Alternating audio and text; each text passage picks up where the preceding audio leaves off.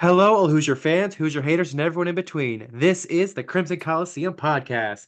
And on today's episode, Jack's back. Not like Jack, I not like Jack Black, who's in the Minecraft movie. That is a weird. I saw the trailer. That's weird. I can't believe that the that trailer looks so cringe. Oh my I gosh. don't think Jack it's Black and another Jack Black in another one of his I think movies it's is just Jack. Yeah, crazy. I think Jason Momoa's in a wig. I don't know. But anyways, Don't know what's back to it. happening. Indiana just absolutely did what they were supposed to do, And and more. yeah. I had my prediction was a low end for 49 nothing. Just up and down the field, just touchdown after touchdown. Western Illinois had to feel like Brandon Perna after the Broncos Dolphins game. They're It still was a scoring. wild game. It was a Sorry, Western wild Illinois, they're still game. scoring. They're still scoring, buddy. No, it was like just from the beginning, you just knew that it was just gonna be an absolute, not just like a beat down. Like I think everyone was just thinking like why like the one thing I was thinking like watching this game was like why isn't there a mercy rule in college football for moments like Because this? there is no mercy. Yeah, there is. There need not be mercy. Mercy is for the weak. They're already getting It, $1 million anyway, so they don't it need was mercy. just yeah. It was just crazy watching. Like we scored on the first drive, like 3 minutes in. Halfway through the first quarter, we had already scored like three touchdowns. We were playing national emblems so much. It was like both like this week and last week. It just felt like I think we've played national emblem more in these 2 weeks than we did the entire season last year. Yeah, that's how it sometimes feels. How are your chops? Meanwhile, I must Oh, ask, they were how are your bad. chops? It was Yeah, bad. It yeah. was it was bad yesterday. Like Playing IOI at least we 11 times. we were gosh. By the end, I was just like I don't think I could have played Evernote Yeah. by the end. Like I was just putting everything I had into it. During the drum break and sing sing sing for post game, um Kyle Hake was like, guys, we're just gonna lay on the ground and we're not gonna get up. Yeah, And we were like that's mood. That is And we were mood right just there. like, yep, I am all for that right Yeah. now. That was Um, just, yeah. how So we did that, and that yeah. was really fun. How did you feel about Hoist the Colors? Because I watched it through the Marching 100 Alumni Band Instagram. They had a field view of it. I think from section I can't remember what section it was like um if like the band is section 18, it's on the other side of the north end zone. Okay. It Like was like 15-ish, 14-ish. 14, 13-ish Okay. Yeah, I know what down on you're the talking about. field. It was, Um, yeah, it was a fun show. I wish we didn't play it this week. Like, I know there was some like logistics. It was supposed to be the first show of the season, and I think it got it got delayed flopped with because band day. it Like, got yeah because there the was some season. reason for that. Well, it's because the season started at a home game. Like if the Yeah. first game was a road game, then this would 100% have been the first week. But just because it was a home game, the first it was the first home game against a group of five opponents that's like 2018, Yeah. which is a weird stat. But Hmm. um, I think with that, it had to be band day because you like it was not going to be ready.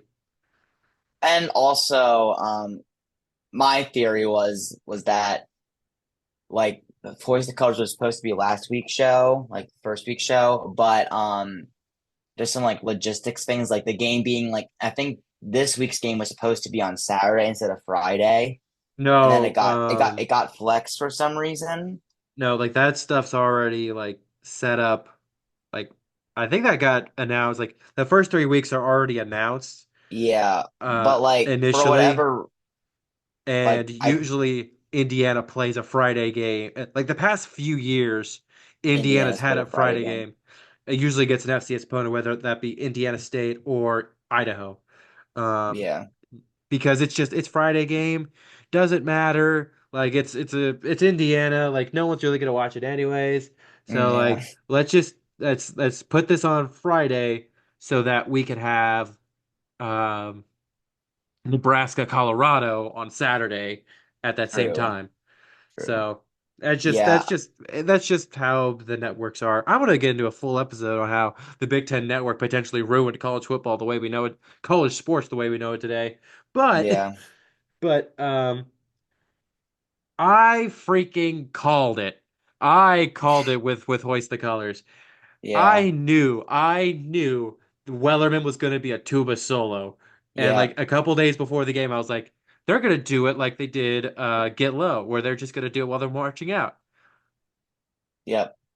Because Just I like know that. No, it was a really Griffin, cool intro. yeah, that sounded really good. I can't wait for the top down view whenever that gets posted on the YouTube because I think that'll look really cool. I I am jealous. I am so jealous though. Hoist the Colors sounded so good. I It kind did of, sound really yeah. good.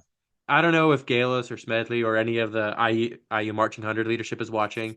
And if you're watching this and you want to send it to them, please send it to them. I have a suggestion. Extend it a little bit. Have that be a third down song. Yeah, Like no. have the Hoist the Colors be a tag for third down. Oh, like the beat. Yes. No, I know Have what you're Hoist, talking about. yeah, because Absolutely. have the low brass just belt it out.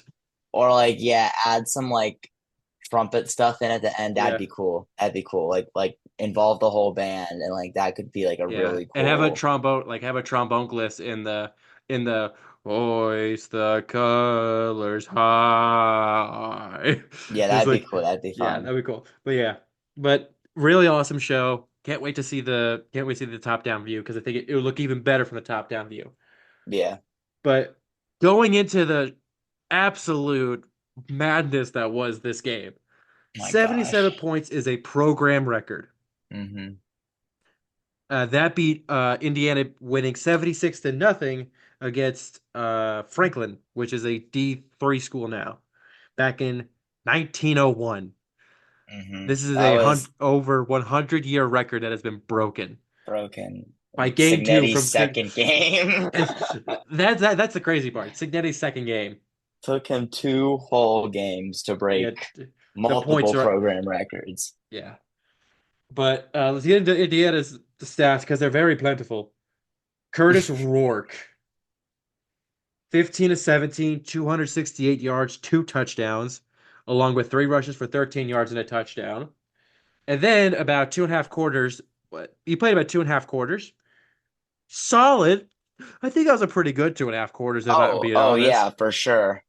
Then came Taven Jackson, three for three, 104 yards, a touchdown, along with two rushes, 19 yards and a touchdown. Curtis Rourke's rushing touchdown I saw on the highlights because I really couldn't watch it. I was driving home from a funeral. Mhm. Uh, but I saw the highlight, the rushing touchdown. IU has the tush push. Big Ten is absolutely screwed. The tush push The is here, tush baby. push. I guess the brotherly shove really wouldn't work here, wouldn't it? No, it's the tush push. No, it's the tush push. It will always Yeah, be the tush push, my friend. yeah. But rushing, Justice Ellison led the way with nine rushes, 117 yards, and two touchdowns. And this is a very balanced attack. I'll go into that a little bit later. But Hmm. I like this running back room. I like this running back room more than the receiving room, and that's saying a lot of this because this receiving group is really good. Because speaking of the receivers, Elijah Surratt, six receptions, 137 yards and a touchdown. Omar Cooper, four receptions, 131 yards and a touchdown. Hmm. Good Lord, like Rourke and Taven were just slinging in the right spots where they needed to be. And this answered questions about this passing offense Hmm. that For were sure. asked because like I completely understood why they didn't pass much. Heck, they didn't even passing much today. Well, yesterday they didn't like. I think it's like 21 pass attempts. Yeah. Like they didn't. They're not. I don't think they're going to be a passing team, even though they have so many good receivers. Like I don't like.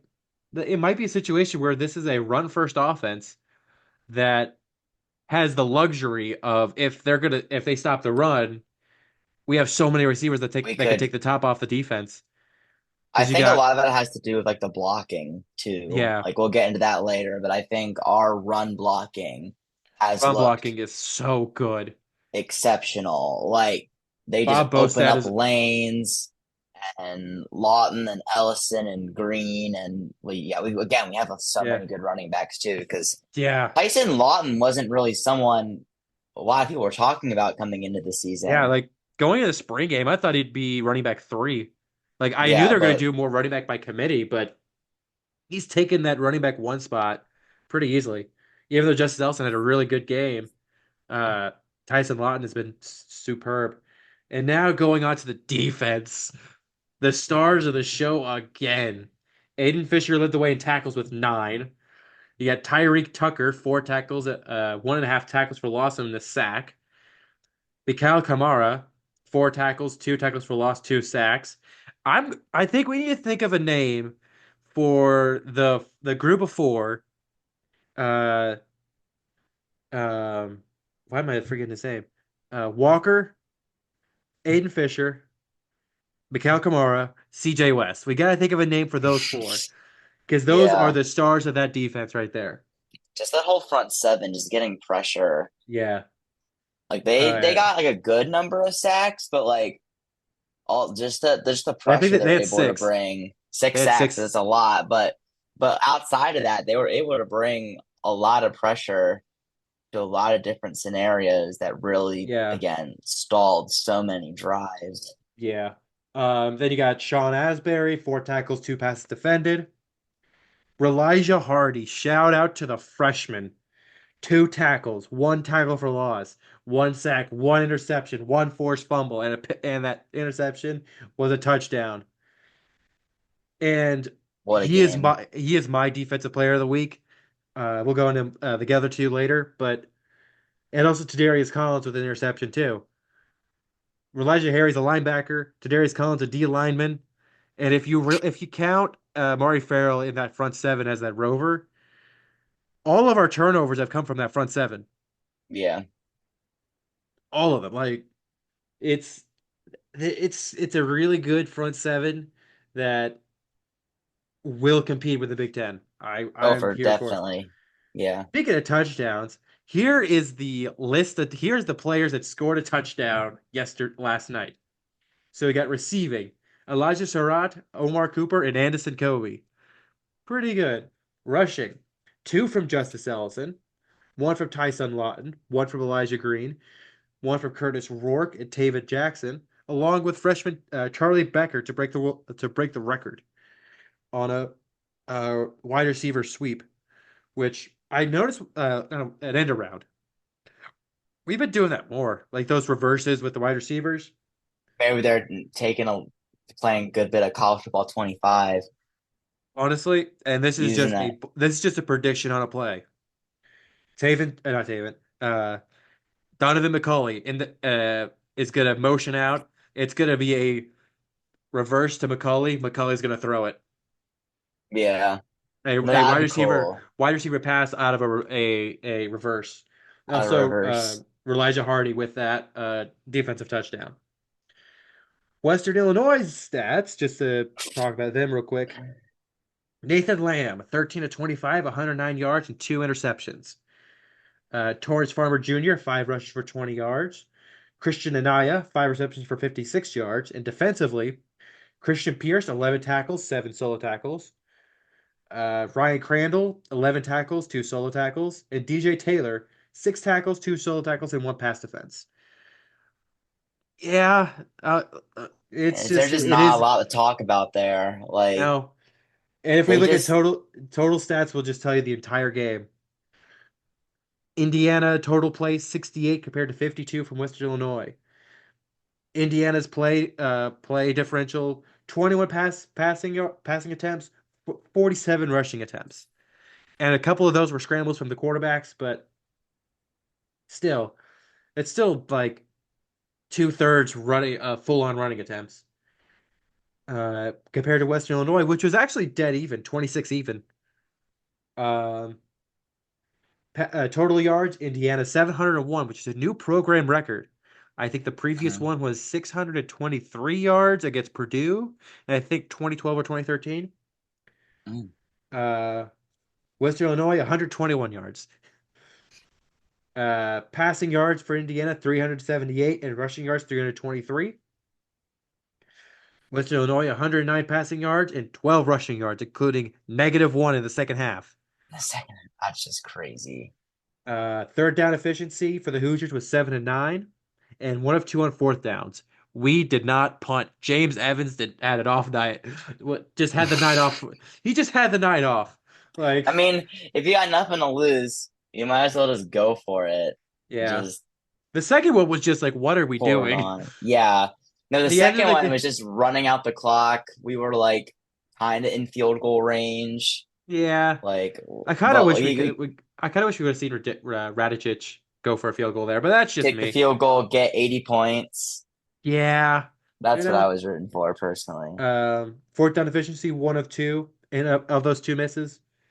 Hmm. For Western Illinois, 3 of 14 on third down, and they did not go for it on fourth. Here's the big thing for Indiana: 2 penalties for 25 yards That compared is, yeah. compared to 9 for 55 for Western Illinois. You take that Yeah, every single absolutely. time. Absolutely. That needs to be the consistent standard. 2 or 3 penalties, I four at think, the yeah, max. Like the you, biggest, sorry. if like if we could clean up the penalties, in which a lot of it's on the O line, a lot of it is penalties on Hmm. the O line, just holding too long. The O line, what they need to do when they're on the road, what the O line needs to invest in, Adidas needs to give them a variety of colors of gloves, and whoever they're playing, they put those gloves on. Yeah. Disguise the hole a little bit. I think who was talking about that? Julian Edelman, I think, was talking about that on a podcast with Jason Kelsey was there too, but I think Travis with the Kelsey brothers. Um, Funny story with that from what I heard. But if they could, if, but that's beside the point. Six I sacks for think that, four. Yeah, 6 sacks for the Hoosiers, 46 yards on those sacks. You take those. One was a forced fumble. And then Western Illinois had 3 turnovers, 2 interceptions, and a fumble. Uh, yeah, you can go ahead, Jack. sorry. The Very good. biggest thing about that penalties thing, I think like the biggest takeaway is that we did not make many, if any, like mental mistakes. And that's a very easy thing to do against an inferior opponent Oh like yeah. Western Illinois. Oh Like yeah. you're going into it, you're like, we're gonna beat this team. We'll be Look fine. at We the don't, chaos that's happening now. Like Northern Illinois was within a point yeah, of Notre let's Dame. just, yeah. Uh And then like, Connor Bays like was getting his revenge on Tom Allen there at Bowling Green. yeah, Well, there's been a lot of really close Northern Illinois games. has the ball down one, 4th and 2 Oh, on the actually, Notre Dame oh my, no 31, way. 2 minutes left. No way. That's crazy. And then the Cyhawk game That's is 19. insane. Cyhawk game is cool. I'm gonna change my entire power rankings if Northern Illinois gets the upset here. I don't even know what to think. But It's crazy. No, and like, and we saw that last week with like Oregon and Idaho, Fresno State and Michigan. And sure, yeah, Idaho and Fresno State are I mean Idaho's actually a way really good. better than Yeah, Western Illinois, yeah, but still, like, still, yeah. they came out, they did not make any, a couple, maybe a couple, like many Like mental mistakes. two incompletions from the quarterbacks. Alberto Mendoza also came in for the Hoosiers there at the end of the game, completed a pass for 6 yards. Um, but like just talk about the pros and cons. Pros are just basically everything. Like Yeah. everything was basically like went well for the Hoosiers. The running attack. What really impressed me with how consistently even it's been these past two games. Hmm. Obviously, Justice Nelson had the majority of the carries, but you had five guys with five or more carries. Hmm. Justice Ellison, Kobe Martin, Tyson Lawton, Elijah Green, and Kalen Black all had five or more carries. And Kobe Martin's Hmm. probably not going to play much this season. He's just got a lot of the garbage time rushing attacks. But But to have like uh, four running backs like that, you can just cycle through yeah, and keep those legs fresh. Like that is going to be big, especially at the end of the year where yeah. everyone's starting to Penalties wear obviously out. were better. The front seven again. Like, there's nothing much we need to say. It's the front seven. Um, I think one major compliment for any defense is if you don't have to send many blitzes to get to the quarterback. Hmm. With Mikael Kamara, you don't CJ West, Mikael Kamara, CJ West, Lenell Carr, Marcus Burris, like they don't he does not Brian Hayes does not need to really send many blitzers. Hmm. And like he'll definitely send like Aiden Fisher on the blitz. Jalen Walker. Jalen Walker has the body of a linebacker, but the mobility of a quarterback. Like Yeah. he has an NFL ready NFL type profile to him. Hmm. Passing attack got better. O line was good. No sacks. I don't think we had a sack, right? Defensive was. Uh, let's just make sure that no sacks allowed. Only three tackles for loss. So that is good. That is what you like to see. Um, all units were just yeah, like you could bring in you could talk a little bit more about what you think, Jack, because you were Yeah. there watching it. I just, the biggest thing I took away was the fact that we took our starters out, like, I think in the second half, like, very beginning of the third quarter. And we weren't like, we did not like miss a beat, even when we put the backups in. Like, the backups came out and they were also flinging it, putting up points with ease, scoring with efficiency. And then we put the Yeah, third I unit think in, and then things kind of slowed down when the third unit came in, but then even still, they were still putting up points. there was only one drive that wasn't at the end of the half that didn't result in a touchdown. That was that fourth down. Yeah. And literally that next Western Illinois drive was a pick six. So Yeah, it all it like literally just didn't matter. no. Every To go touch, with every drive we had somehow ended in points. Because like that drive, what happened that drive is we got down into like deep in the we were red zone. yeah, that was the first interception. Then it was like deep in Yeah, the red zone. And yeah. One thing that's I think interesting is that they went with Mendoza over Cherry. me too. I was kind of intrigued by that. I wonder why they. I think Indiana's redshirting Cherry. I think they're going to redshirt him because Yeah, I agree with that for sure. Taven's going to start the next 2 years. He's going to start the next 2 years. Hmm. I really like what I saw from Taven, uh, and I think he's going to be the unopposed starter next year and the year after, and then Cherry's going to come in after be a redshirt As a redshirt sophomore, junior. as no redshirt sophomore No, redshirt. actually. He'd be a redshirt He has sophomore. Yeah, 3 years you're as right. the starting quarterback at Indiana, and Yeah, we're cooking with gas now. Like yeah. I still think that right side of the O line has room to improve. Whenever I was going in and out of watching the game, because I was driving from Indiana, I wasn't driving, but I was on the back seat going from Indiana to Tennessee. We went in some dead spots with no internet, Hmm. so I couldn't watch the full game. But one of the two incompletions was caused because the right side of the O line, Trey Wedding, which I don't think is his really. It's more comfort with the team because it's a new Hmm. system, new O line. I think it'll get better because I like Trey Wedding. I think he's a good lineman, but that's got to get shored up. He's got to Yeah. be he has got to play better. He's the But like only yeah, that's just picking at one play though. That's the yeah, thing. Is yeah, like sure, like they might have let up a couple of yeah, pressures, but like at the end of the day, they still had like a really, really good game. yeah. Obviously, and it's good signs. I just with how last game happened, and he really struggled Mhm. pass blocking. It's he has room to improve. He has room to improve. Yeah, definitely for sure. Also, a trend that I noticed these past two games, we've only allowed 10 points, which is great. All 10 have come in the last drive of the half. Yeah. That's Both I concerning. don't think I think every single point that's been scored by like the opposing team has been scored when the band has been down on the field level waiting to get on for halftime. I don't think I know you want to say it's the cause, but it's not really the cause. Yeah, I But know it's not. I know uh it's not.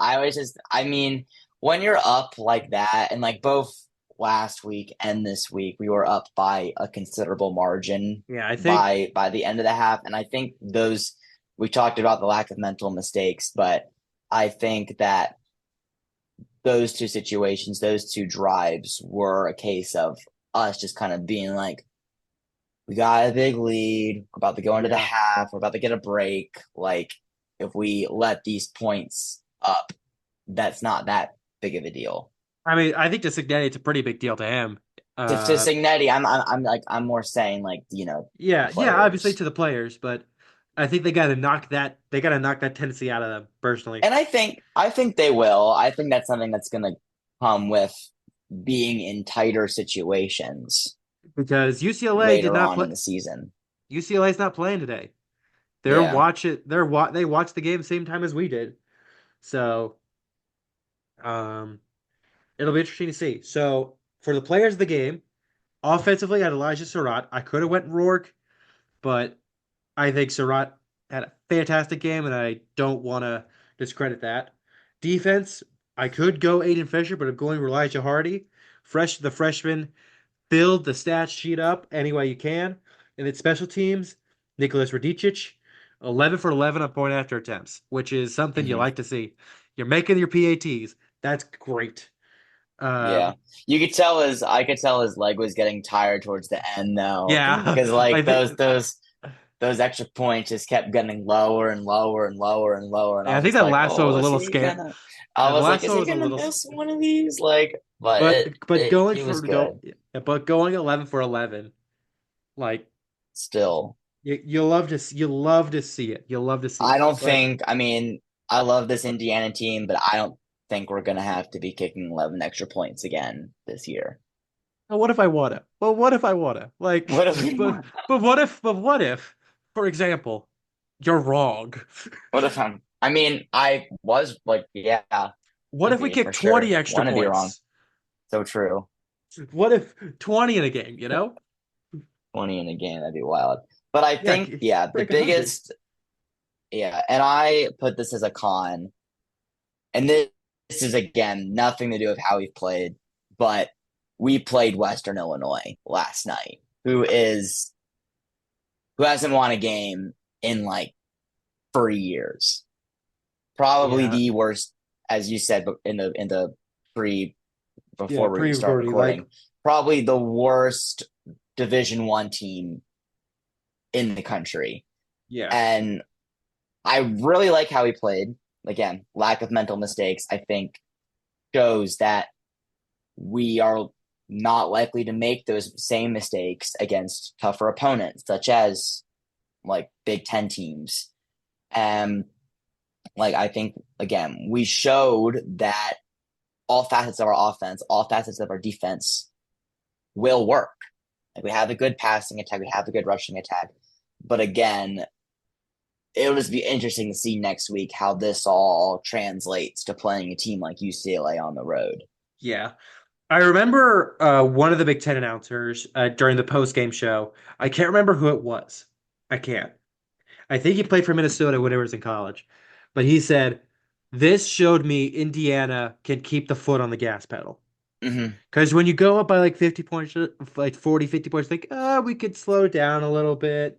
Like we don't really need to do much. And you kind of saw that against FIU a little bit, where we probably should have scored more, but like for example, let's go with a team that also faced a team from that same conference, the OVC, Purdue, Indiana State.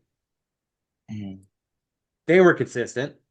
Like they scored 49 points and they were consistent, scoring two touchdowns the second, third, and fourth quarter. Um, uh, like how time looking in that time of possession was almost even. I know, but like, That's yeah, they weird. were able to just keep scoring, Yeah. find like new ways to get in the end zone, new ways to move the ball down the field. Like it was just a complete massacre Yeah. Same the here. whole Yeah. game, Yeah. the This game was just a whole complete and utter game. just domination. Like it's what you want to see out of this team facing Western Illinois. Yeah. First matchup of both programs, and uh, I think we did really well. Like we Next were week making like is House of highlights and stuff. Like that was yeah, like the like Indiana it's football has not been on there, and gee whiz, I don't know. Yeah. Since Oh, Penix for did sure. since Penix just the tip, just the The tip, reach. just the, it counted. I don't care what you say, Jack. It counted. Uh, but just to go on for next week, we got UCLA. What did you guys say? Did you guys say beat the Bruins, or did you guys do anything different? I have no clue what I mean, I think a bunch of sections said a lot of different things. I heard Yeah. bash, I heard bonk, I heard Oh per yes, I love per Bonk. personally I did bonk, but Yeah, I I think think beat, I yeah, heard beat somewhere in there. I those are the yeah, big ones, but yeah, I think the main one I heard was bonk, which I thought was really funny. yeah. But Bonk, bonk the Bruins. And then so schedule just to go on a full schedule thing. Wednesday's gonna be power rankings. Gonna start that next week, which is probably gonna change a little bit off of what today is going. Uh, I need to check the schedule. Tomorrow is predicting the season. The not season predicting week 3 for the entire Big Ten, and then we're gonna Oh, preview UCLA. Then we got post game on Sunday. all right. So Sounds good. um, that's it. That's all for today. Make sure you like, comment, subscribe on the YouTube, share on both platforms, and just ask your friends, what even is a leatherneck? So true.